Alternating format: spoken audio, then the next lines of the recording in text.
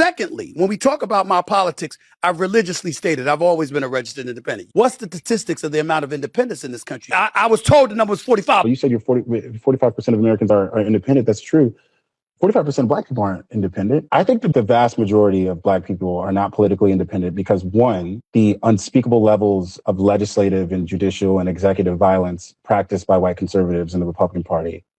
And two, the way that violence has materialized in their everyday lives, the ramification of the war on drugs, the ramifications of stop and frisk and no-knock warrants and discriminatory loan practices and Jim Crow, the way that violence materializes in their everyday lives does not even give them the option of assuming that both of these parties could be equally viable for safety or even equipped to provide safety or even interested in providing them safety. So the reason I think a large share of Black Americans are not politically independent is because it's not because they lack critical thought. And I know you didn't say that, but some people have. I think it's because they've done the analysis and the data and the history have pointed them in a direction that harkens back to what I said earlier. Wherever white conservatives have been in American history has been demonstrably dangerous for Black Americans. And currently, the Republican Party is rife with white conservatives who don't sound that different from their forefathers. Okay. And I think that your connection with them scares people. Does that make sense?